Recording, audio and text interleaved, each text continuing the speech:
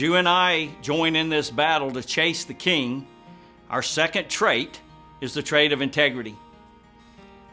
Word that gets used a lot, sometimes misused, certainly sometimes misdefined. Some would tell you that integrity is doing the right thing when no one's looking.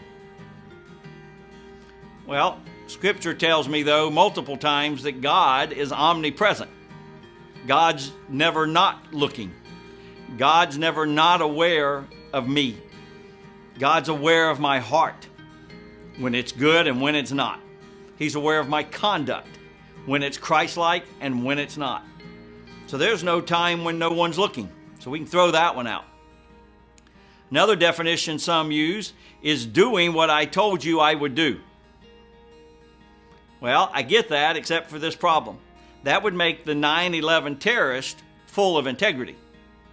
They said they would come crash planes into our buildings, try to ruin our financial markets, and they did exactly that. And yet I don't know that I ascribe integrity to that group of men. No, integrity in the king-chasing model is when our thoughts, our words, and our deeds align with what Jesus Christ would ask of us. Doing what He would ask of us versus what we want to do ourselves. Again, back to that audience of one concept. In Proverbs, this is written by the wise counsel. Whoever walks in integrity walks in a forward path. They walk securely.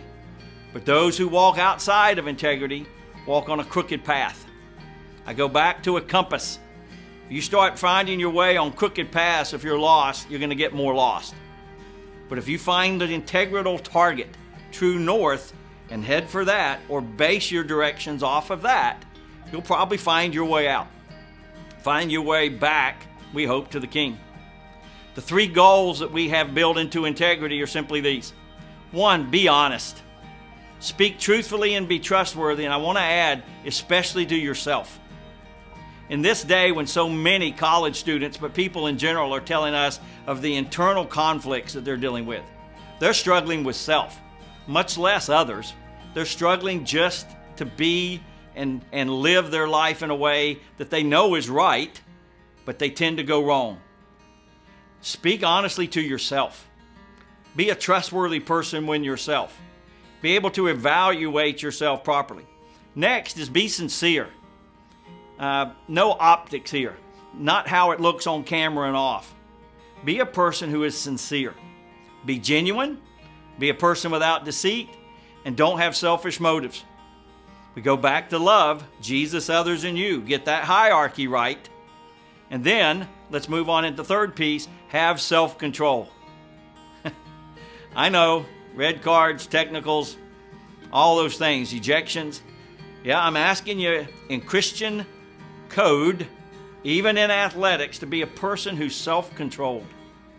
Remain disciplined at all times, and when you fall, or when you fail even, recommit yourself to the goal.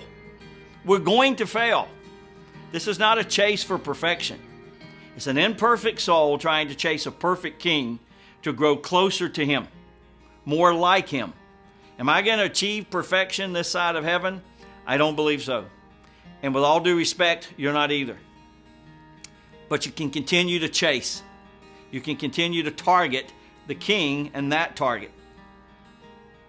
I'm reminded of a great old proverb. It's a young warrior, Indian, and he comes to the chief of the whole community. And he's pleading with the chief that he has this battle going on inside. He knows he's to be the heir to the leadership of the tribe. But he has these two wolves, these two conflicts fighting inside him. He says the first is selfish, envious, prideful, egotistical, looks inside, not out. And he doesn't like that one. He says the other one is kind and humble and serving and joyful. But he asked the wise chief, which wolf's going to win? The chief simply looked up and said, whichever one you feed. We have to stop blaming how we are and what we do on culture and everything else. On our peers, our coach, our circumstances. You realize that Jesus Christ has helped human beings out of every imaginable circumstance possible. Every single one. Too rich, too poor, too clean, too dirty.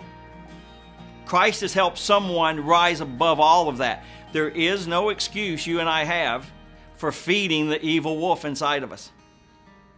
King chasers, chase a realistic goal to chase a real king, and we'll cheer you on.